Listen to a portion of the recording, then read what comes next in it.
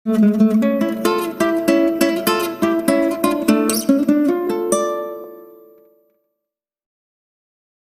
pendengar Novel Yuk, bersama kami yang akan menemani hari kalian agar lebih berwarna. Pastikan kalian dukung channel ini dengan cara like, komen, dan subscribe. Yaudah yuk, sekarang kita langsung aja mulai ceritanya. Bagaimanapun caranya, aku harus mendapatkan uang itu. Aku harus mendapatkannya. Elma berjalan sambil berpikir di lorong rumah sakit. Masih terngiang ucapan dokter yang menangani penyakit ibunya, berkata, 500 juta. Itu biaya yang harus disiapkan untuk transplantasi ginjal ibumu, Elma. Kepala Elma kembali berdenyut, mendengar angkanya saja sudah membuat dadanya sesak dan terhimpit. Tapi kemana aku harus mencari uang sebanyak itu?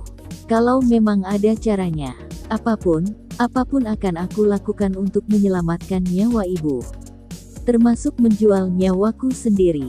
Gadis itu menangis sepanjang koridor, melewati tempat ramai hingga sepi dengan isakan yang terdengar sesenggukan. Elma benci menjadi dirinya yang tidak berdaya, Elma benci mengakui bahwa dirinya tidak mampu, dan Elma benci dengan keadaannya saat ini. Derasnya tangis membuat gadis itu tidak memerhatikan sekitar, hingga dia tidak sadar bahwa dari arah berlawanan ada seseorang yang juga berjalan sejalur dengannya. Celakanya, laki-laki itu sibuk dengan layar handphone di tangan, hingga tanpa bisa dicegah keduanya bertabrakan cukup keras. Dua orang itu sama-sama terkejut. Pria yang menabrak Elma refleks pundak gadis itu agar tidak terjatuh. Dalam keadaan seperti itu, Elma masuk ke dalam dekapan laki-laki itu tanpa sengaja. Sempat terdiam sejenak, pria itu mendorong tubuh Elma lebih dulu hingga Elma kembali berdiri tegak, lantas mata mereka bertemu dalam kecanggungan. Memegang, maaf, kata Elma spontan. Maaf, saya tidak melihat. Gadis itu menunduk, menyembunyikan wajahnya yang berlinang air mata. Elma melanjutkan langkahnya, sama sekali tidak menoleh lagi ke belakang meski laki-laki yang ditabraknya tadi menyaksikan punggungnya yang berlalu menjauh. Pria itu penasaran, apa yang membuat gadis itu menangis. Tapi kemudian logikanya membalas lantang, ini rumah sakit, dan wajar untuk seseorang menangis dengan situasi apapun di tempat seperti ini. Elma terus melangkah, melarikan diri menuju kursi taman yang saat ini telah berada di pelupuk mata. Secara kebetulan, gadis itu menemukan Jenny dokter yang sudah ia anggap sebagai kakaknya sendiri, menunggunya di tempat itu. Minuman kemasan bervarian rasa pisang itu disodorkan Jenny pada gadis 19 tahun yang lantas duduk termenung di kursi taman sejak kedatangannya. Wajahnya terlihat kacau dengan bekas-bekas air mata, pun tampak pada kelopak matanya yang bengkak karena menguras banyak cairan dari sana. Elma mendongak, menatap sedih sosok yang menghampirinya, meski setelahnya ia beralih pada minuman kemasan yang Jenny sodorkan. Gadis itu terlihat enggan, tapi toh Elma menerima pemberian itu, meletakkannya dalam pangkuan dan mencengkeramnya erat di sana. Kak Jenny sudah tahu, kan? Tahu jauh sebelum hari ini. Kenapa kakak nggak kasih tahu Elma? Tanya gadis itu mengeratkan genggamannya pada minuman kemasan yang tadi dia terima. Meski menerimanya, Elma sama sekali tidak berniat untuk meminumnya saat ini. Kakak tahu tante akan membutuhkan transplantasi pada akhirnya, tapi kakak juga baru tahu kalau harus secepat ini, El. Petik 2. Elma menoleh dengan genangan air mata yang kembali terlihat di pelupuk matanya, ingin memastikan langsung bahwa ucapan Jenny bukan alasan atau sekadar pembenaran agar wanita itu tidak disalahkan, dan tak lebih dari 2 detik berlalu, Elma tidak bisa menyangkal, apa yang dikatakan Jenny jelas benar adanya.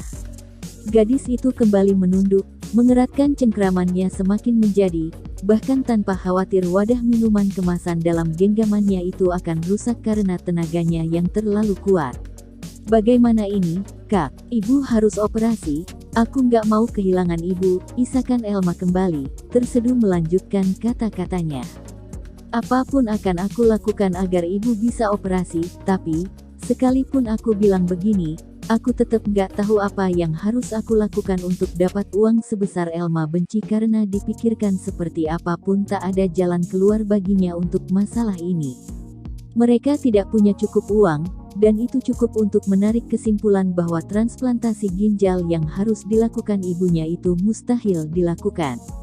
Aku benar-benar harus melakukan sesuatu, Kak. Aku harus melakukan sesuatu untuk bisa memenuhi seluruh biaya transplantasinya.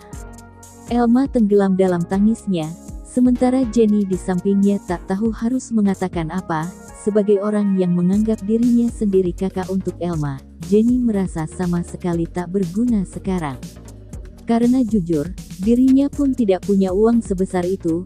Getar di saku jas dokternya membuyarkan lamunan Jenny, cairan yang menggenang di pelupuk mata ia paksa kembali masuk tanpa membiarkannya turun barang setetes.